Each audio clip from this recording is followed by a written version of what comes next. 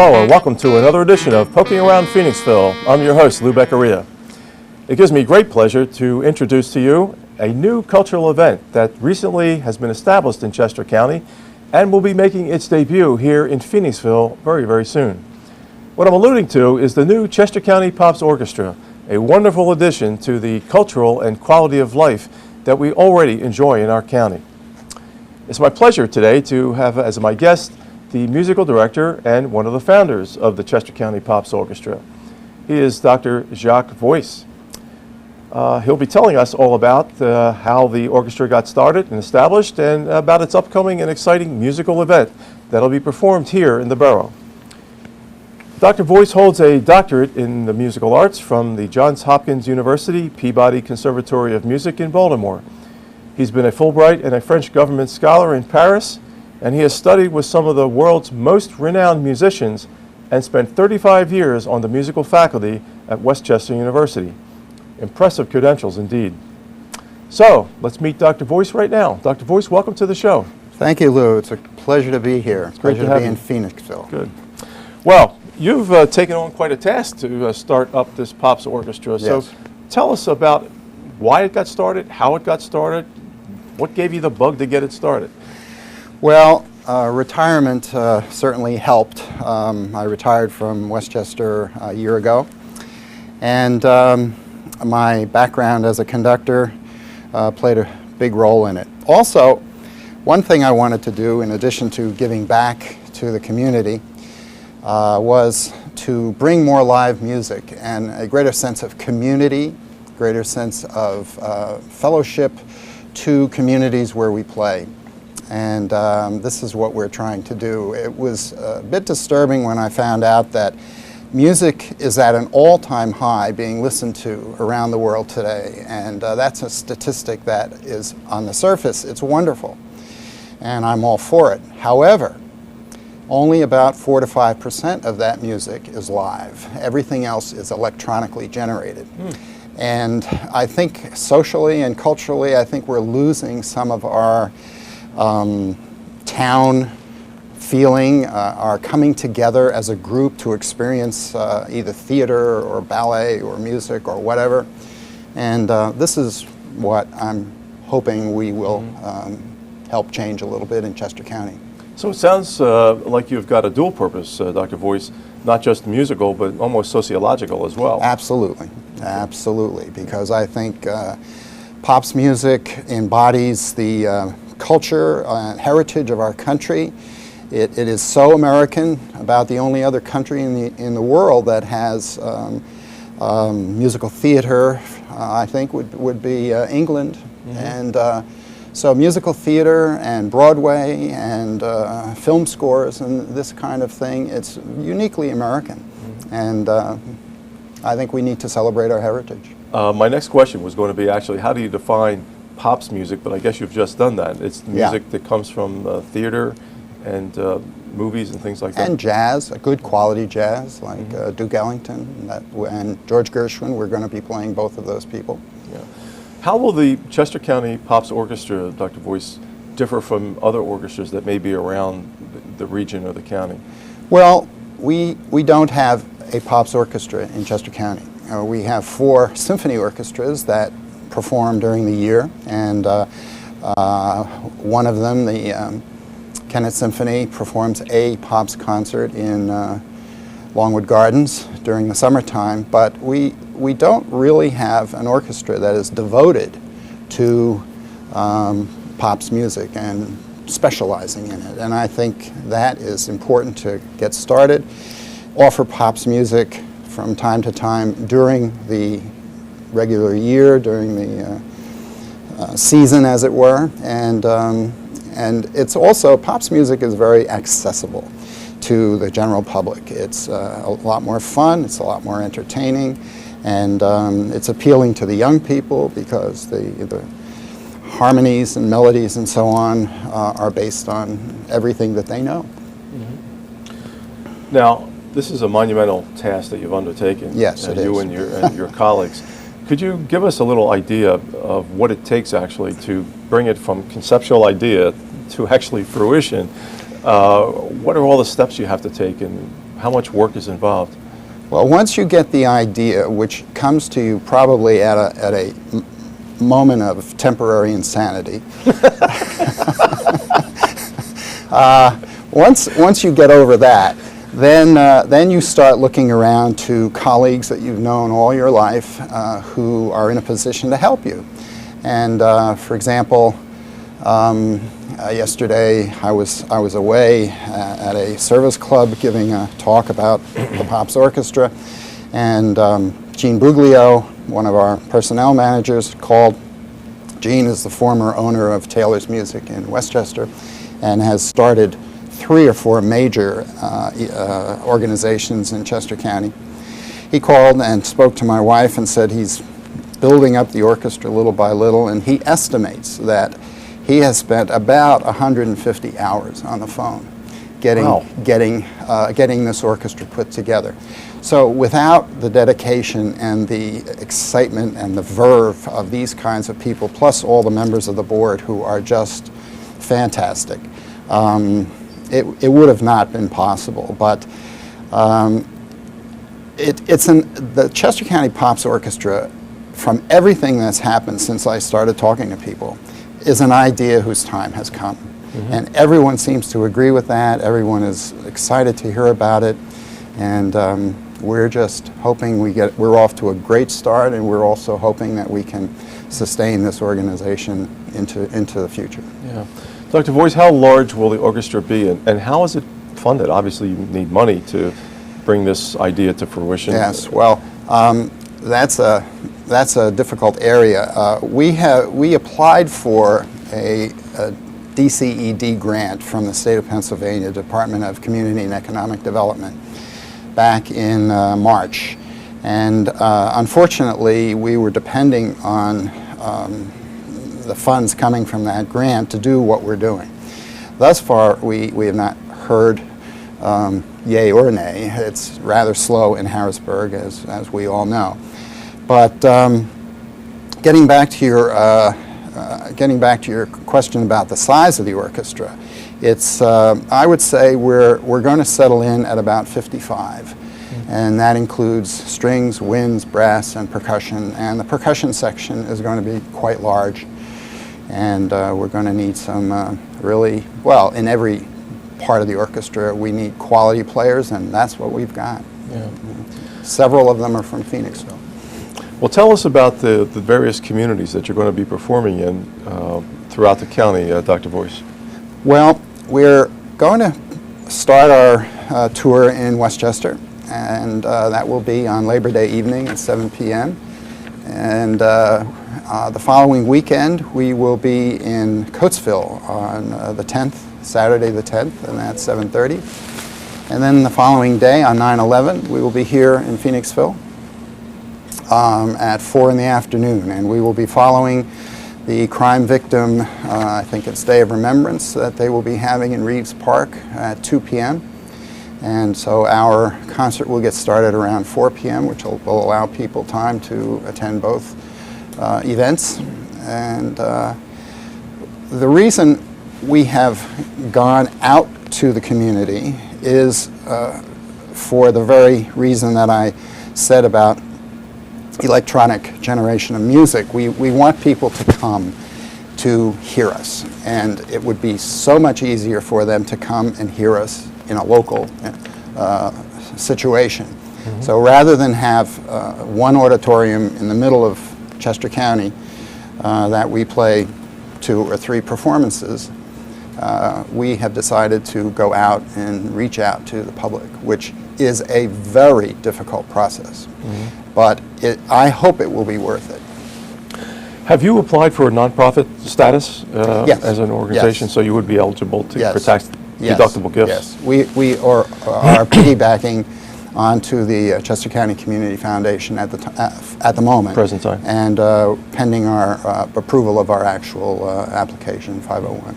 Okay, great.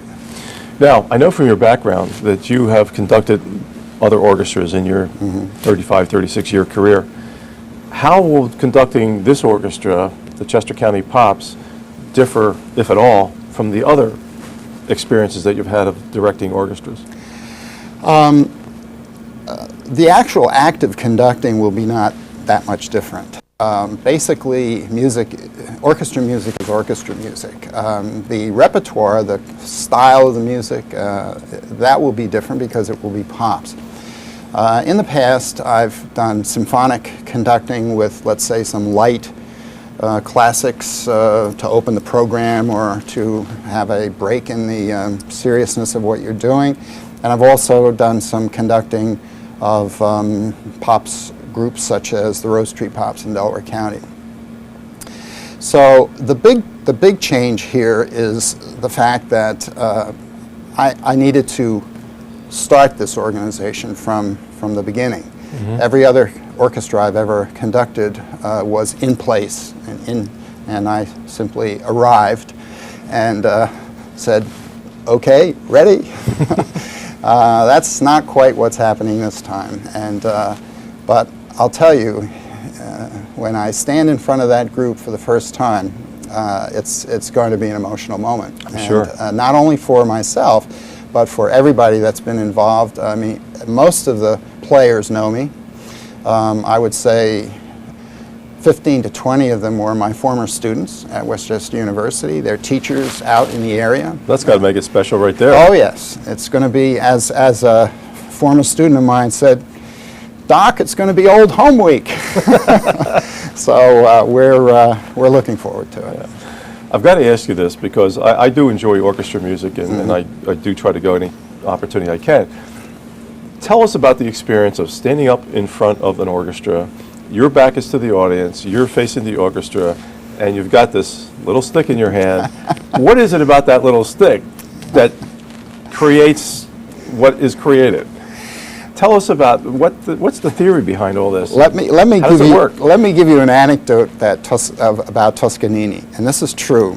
Arturo Toscanini, one of the greatest conductors of the 20th century, lived to be 97 years old, and he was in the middle of a performance, and there was a trumpet entrance, and he raised the baton and cued the trumpet, but he cued the trumpet one measure early.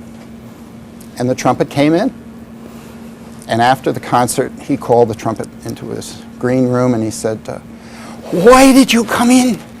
Why did you come in?" And Toscanini said, or the trumpet player said, "Maestro, you cued me." He said, "Yes, but this doesn't make any noise."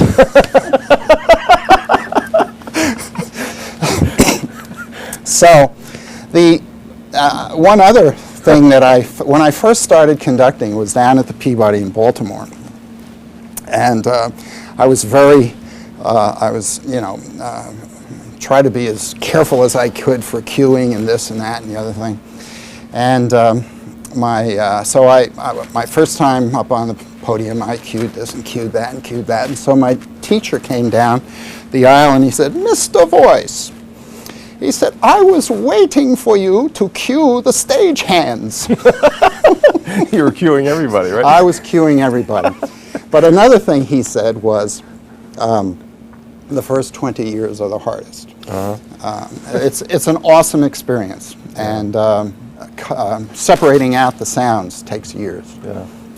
Well, it's a great place to end. We need to take a break for our commercial right now. Okay. And stay with us. We have more from Dr. Voois about the Chester County Pops Orchestra. You're going to want to hear this. Stay with us. We'll be back in a minute.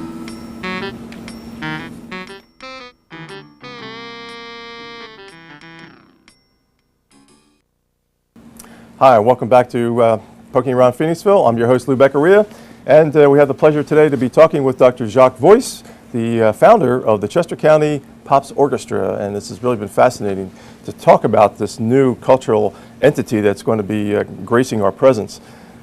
Dr. Voois, you have chosen a theme for this performance throughout the county, and it's called Celebrate America. Why did you choose that theme? Well, many reasons. The most obvious, which is the fact that our first concert will be on Labor Day, a national holiday, and our final concert of the series will be on 9/11, which is a national day of remembrance. And it seemed like a very opportune moment to celebrate our heritage as Americans by using American music. And the American music that we're performing runs the gamut from Victor Herbert, who was the first great, the so-called the Prince of Musicals. He wrote 40 to 50 musicals, I believe, in the early part of the 20th century. His two famous ones are Babes in Toyland and Naughty Marietta. They're the ones that most people know about. But we're going to start with that just to show people what music sounded like 100 years ago in Broadway musicals. And then we're going to shift to George M. Cohan, one of the great composers of the next generation, and so on. We will put music in from Duke Ellington and George Gershwin, of course John Williams with Star Wars, and we could not have a program without a Sousa March, so we will end the program with Stars and Stripes Forever by John Philip Sousa. But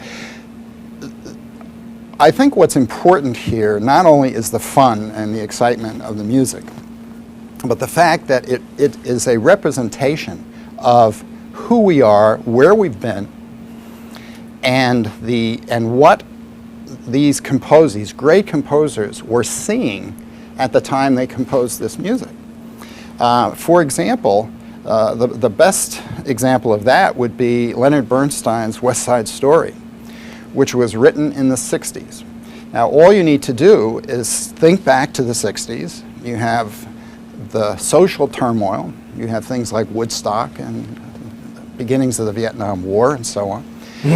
And so Bernstein takes the Romeo-Juliet theme, turns it into the west side of Manhattan between, in a changing community with two gangs, and represents for an entire musical this tension and this friction that we were experiencing during the 60s as a nation. So it's this kind of historic perspective that comes through the music if you know what you're listening to. Yeah. Could you describe for our viewers, Dr. Voois, some of the other aspects of this whole production plan that you've put together? Yes, we will be having a narrator to introduce briefly each selection. And I think one of the important parts of this program will be right after intermission. We are going to do 3 selections that are Americana and patriotic. We hope to have a color guard that will come down and stand in the front right at the foot of the stage while we play Armed Forces Salute.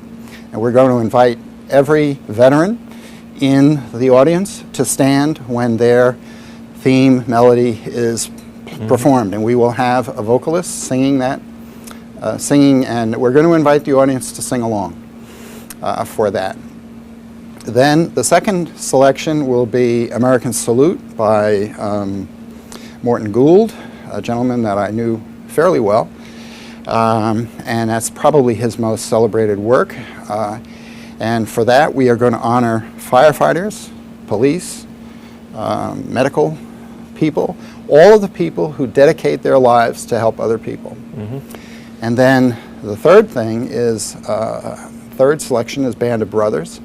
And for that will be an in memoriam for all of the people who have paid the ultimate sacrifice for this country.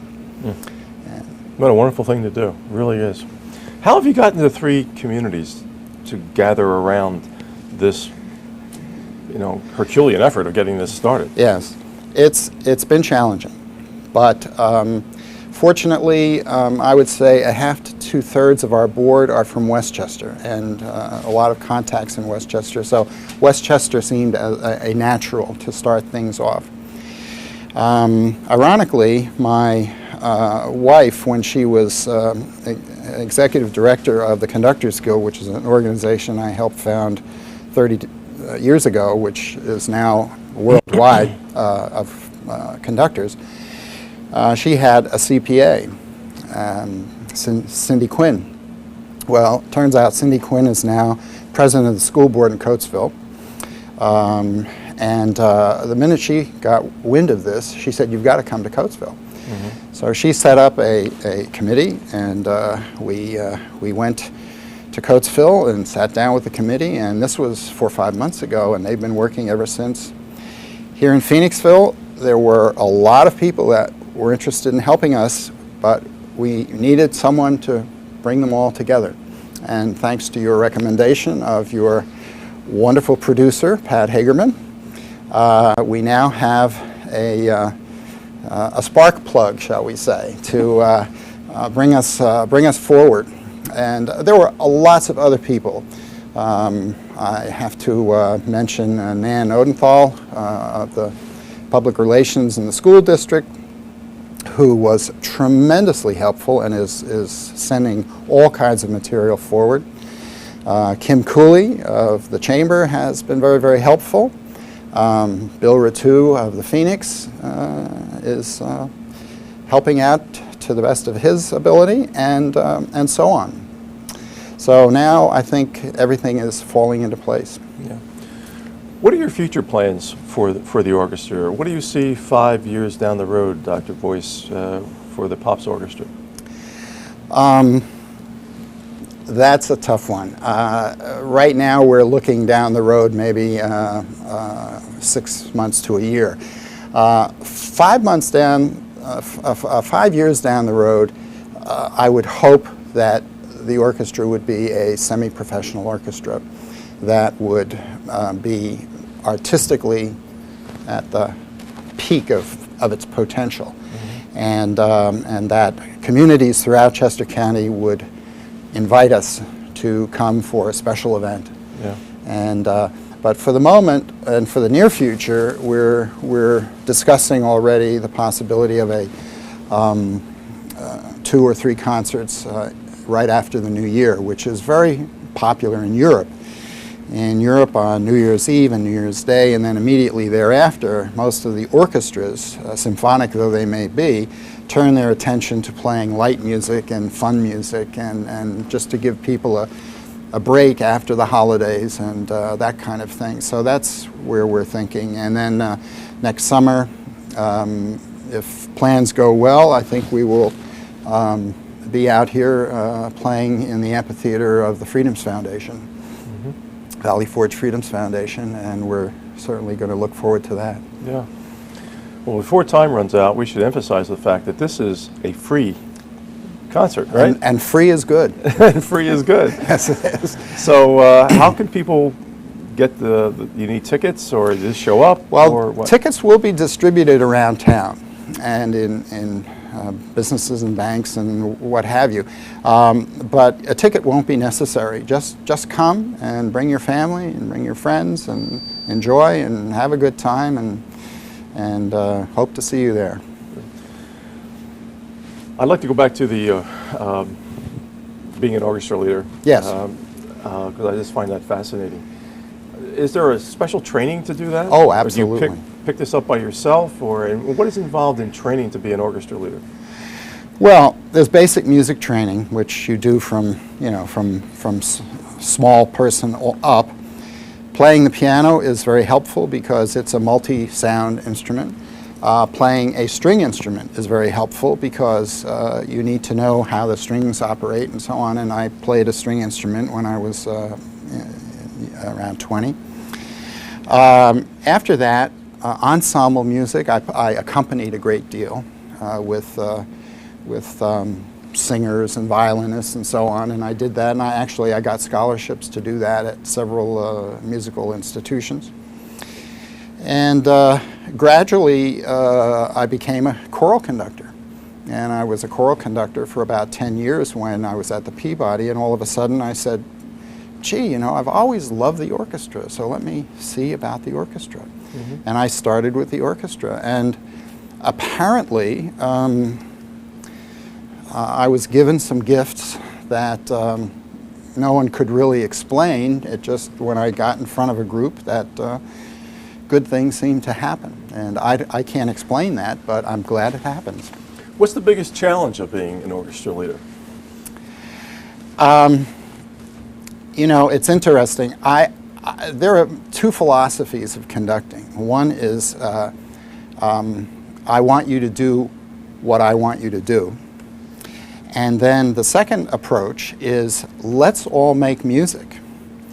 The latter is more recently being called interactive music making, orchestral music making.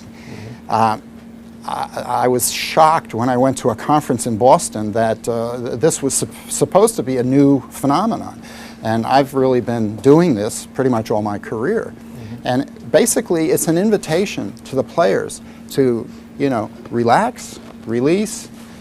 Sure we want accuracy, we want good intonation, we want, you know, all of the good things that make music what it is. But basically what happens has to come from within each member of that orchestra, and then the ensemble, the feeling of togetherness that takes place when all of these individual spiritual drives click.